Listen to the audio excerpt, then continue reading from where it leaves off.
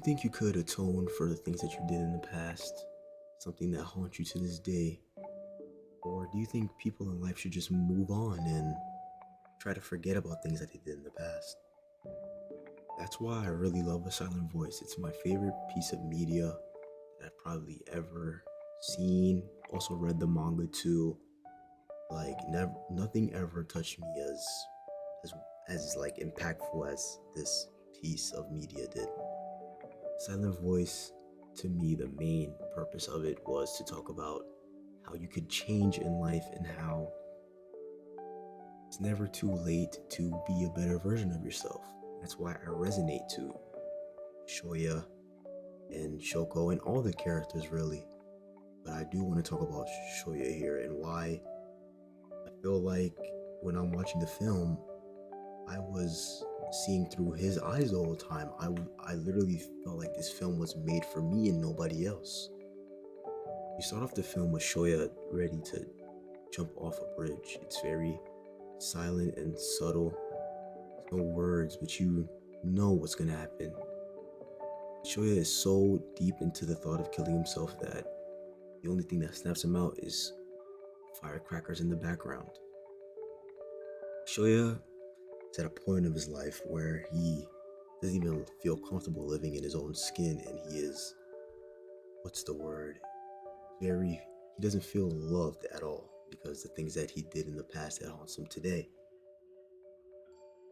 Going to his past, Shoya was a very popular kid in school. He was very energetic and had a pretty big group of friends. He was the typical class clown. Then a new girl arrives to the class, Shoko. Shoko is deaf, and the more you watch the film, you see how she really doesn't belong in the classroom. They don't have things suitable for her. They're they're having music class, all these other things, and she can't hear, and she just doesn't fit in that environment to the point where all the other classmates are helping her write her notes down and stuff, but it's getting a little bit too hard and they're getting sick and tired of it. Shoya is trying to understand her, but as a kid, I guess it's hard to understand something that you've never seen before. And then he does it in a different language instead of trying to talk it out, which I don't blame. I'm not trying to condone bullying, but he's a kid and kids just do things differently. They're young, do things differently. They start bullying Shoko, taking her hearing aids, throwing them out, crushing them in garbages, doing a whole bunch of crazy stuff, wasting a whole lot of money that her mother and everybody else has to supply. Or to the point where one student steps up and they try to help Shoko, and they try to learn sign language, but that student gets driven out from the school because she started getting made fun of by people too for being a goody two shoes. Another thing I picked up from the film, I think that Shoya he was bullying her for friends too. As you see, since he was very popular, a lot of people just did what he did. So he was maintaining his friends while I think he was trying to reach out to Shoko in a weird way. He wanted to understand, at the same time saw her as a burden. That's what I picked up from the film, and that's what I think Shoya was trying to do.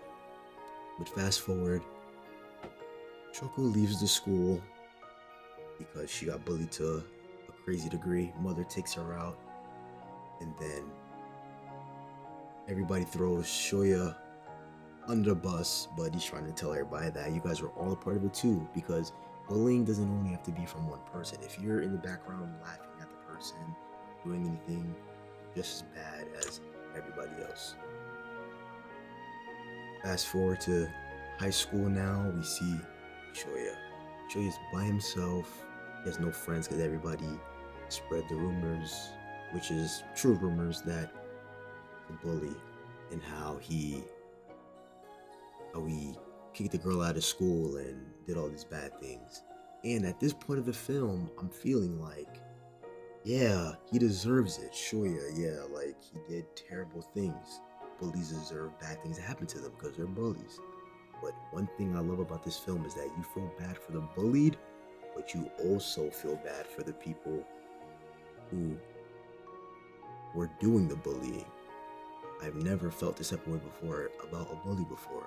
I've thought this whole movie I was gonna hate Shoya, but I really didn't. I really empathized with him because I understood after, not the bullying aspect, but after, like why he felt the way he did and not being loved and all of that. So Shoya, the movie is amazing. It does a lot of things that like realistic, where Shoya is talking to people. He doesn't look them in the eye. He looks down at their feet. The movie has a lot of hand scenes and like feet scenes because like Shoya's not looking at them directly in their eyes. You have X's on their faces because Shoya doesn't like talking to anybody because he thinks everybody hates him. There's scenes in the movie where Shoya's brain is making like voices that people are saying terrible things about him, but it's really not, which is a real thing. People really go through that. Myself, I experienced that before. I think people are talking bad about me, terrible eye contact. I don't like being in big places and doing public things. So I resonate with Shoya on a personal level to the point where he doesn't want to be here anymore. He feels like the world would just be better without him. Then he decides to go back to repent, atone to Shoko. He wanted to be friends. But then he has self-doubt again. Every time he tries to inflict his problems, self-doubt creeps in and he has little thoughts in his head inside the film. Or it's done better in the manga, in my opinion, where he has like little dialogues in his head like, am I worthy enough to even be her friend? Am I worthy enough to even try to do this right now? Like, do I deserve, do I deserve to even like do this right now? Then it gets to the point where him, Shoko, and all of his past classmates all come together and they have their little friend group, but it's very, very broken. You see that they're still caught up in the past, that they still bring up Shoko in the past and how they wish things didn't go out the way it did. And then I think it was planted in a really good way because it's like showing how Shoya was willing, he's trying his best to be a better person, but in life, it's not always easy. You have demons coming back in your life that will challenge you and you just have to persevere it to the point where Shoya goes from making new friends, being happy with having new friends, he hasn't felt this in years, to losing them again, where he's by himself and he pushed everybody out, to only being with Shoko, and then the person who was bullying saves a life and risks his own. The scene of Shoko going to kill herself is one of the most powerful scenes I've ever seen. It wasn't even because of Shoko trying to kill herself, it was because of when Shoya is holding on to her. He prays to God and says, prays over and over again, starting tomorrow, I will look people in their eyes. Starting tomorrow, I will try to be a better person. Starting tomorrow. All these things, which I really resonate with because I try to tell myself every day that I will be a better me every single day. I feel like I'm rambling on now, but the point that I just really wanted to make was this.